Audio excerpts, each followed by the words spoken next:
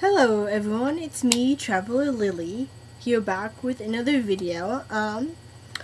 Today is not another book review, nor is it a tag, nor is it another book haul, but this time a book recommendation video. So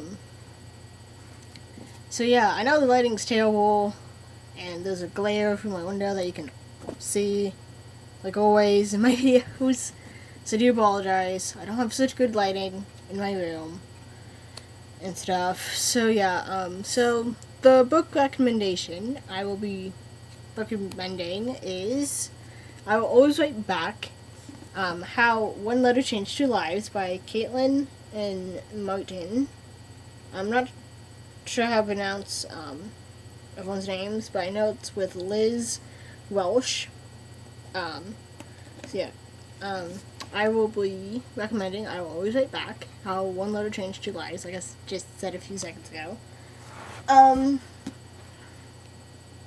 If you have seen my recent book haul, you definitely know that I hold this book in it. And so yeah, I will read you the synopsis of what this book is about so you kind of get an idea of what it's about. And so yeah, here is synopsis. The true story of an all-American girl and a boy from Zimbabwe, and the letter that changed both of their lives forever. It started as an assignment. Everyone in Caitlin's class wrote to an unknown student in a distant place. Martin was lucky to even receive a pen pal letter. There were only 10 letters and 50 kids in his class, but he was the top student, so he got the first one. That letter was the beginning of a correspondence that spanned 6 years and changed 2 lives. In this compelling memoir, with an updated epilogue for this edition, Caitlin and Martin recount how they became best friends and better people through the long-distance exchange. So yeah, that's basically what it's about. It's basically about Caitlin, who who still lives in America, and Martin from Zimbabwe, which is in Africa, for those of you who don't know. And so I would definitely recommend this book if you're into, experiencing, what might maybe be like a little bit for people in third world countries, and stuff. And by the way, before I go deeper into it, I just love the cover and how it's the United States and then Africa on it to represent how Caitlin is from America, North America, and how Martin is from Africa. I just love that. And I just love how the spine and the cover is kind of like a letter mail thing, you know. It's kind of on a mail, but yeah. So Caitlin, at the beginning of this book, is in 7th grade, and she's about 12 years old when this book starts. And Martin is 14 years old, so he's like 8th grade, 9th grade at best, at the beginning of this book. So yeah, so like the summary said, it spans over 6 years of where they keep in touch and how it just changed their lives. He learns about her life in the United States, and she learns about his, and how his life is in Africa, in Zimbabwe. Like I said, Zimbabwe is one of those towns, or cities, in Africa that has a lot of poverty, in it. And forgive me here, I don't know much about third world countries except what I hear little bits on the news and what I learned in school and all that, so I don't know much, so forgive me if this triggers anyone. So please forgive me if this triggers anyone, and correct me on anything if you feel the need to correct me or whatever, you know, on anything that you feel like correcting me on. So yeah. Anyway, this is overall a good book. I really enjoyed this a lot. I read it in 2 days. That's how good it was for me. This book isn't for everyone. Like I'm gonna say now, it's not for everyone. If you're not into reading a book that has poverty or any of the stuff that this book will mention throughout the course of the entirety of it, then don't read it. I mean, if it isn't your cup of tea, then go find another book you might be into, you know? You know, in genre. But if you are curious about it and want to read it, go ahead, see what you think of it, you know, see what your opinion is. And I would love to hear your thoughts and opinions on what you thought of this book in the comment section below. And we can have a friendly and civilized discussion about it. Anyway, like I said, Caitlin is from the U.S. and Martin is from Africa. I said that like 4 times now. Anyway, basically, you know, like I said, Caitlin at the start of this book is in 7th grade and she's 12 years old at the beginning of it. And Martin is like in 9th grade and he's 14 years old.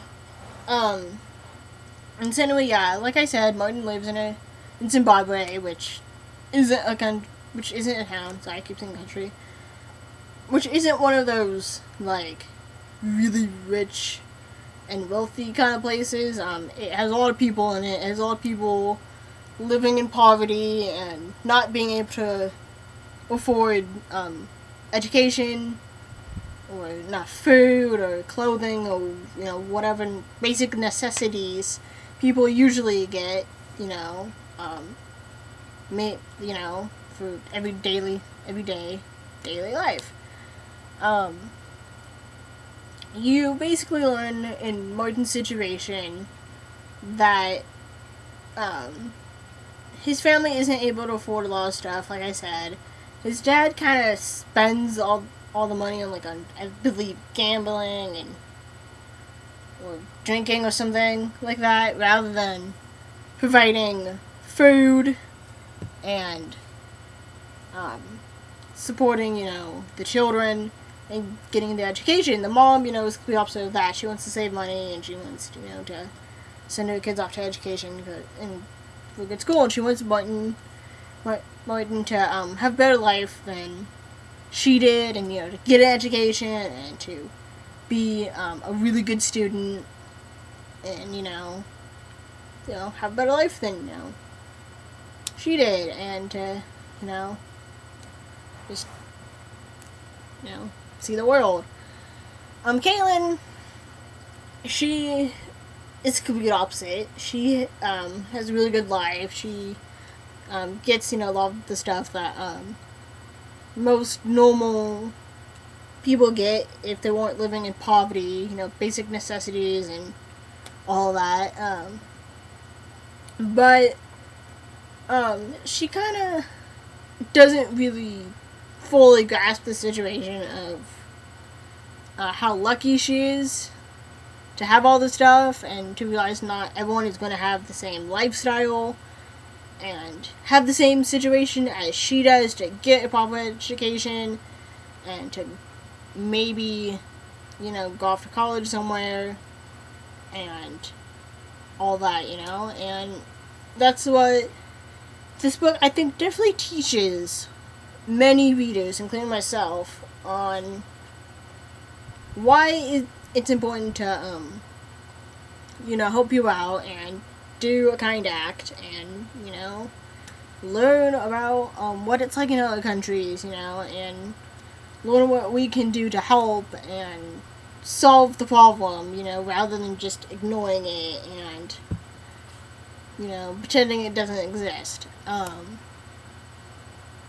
And it definitely shows you how much over the course of like 6 years, how Caitlin and her family care about Martin and try to help him and his family by trying to get Martin to have the, you know, fees to actually pay for school so he can go into school and go off to college and how Caitlin and him send him clothes and shoes, and stuff, because like a lot of people in third world countries don't usually have shoes, let alone more than one outfit other than maybe the school uniform to wear every day to school. And so I just thought that overall was a good thing, and it just shows you how much people can care sometimes. And yeah, I definitely enjoyed this book. I definitely will recommend this book to anyone who will want to read it or might be interested in reading it. And I would definitely give this a 5 out of 5 stars, in my opinion. It doesn't show like all third world countries as a whole on how everyone in third world countries lives. It just shows one example of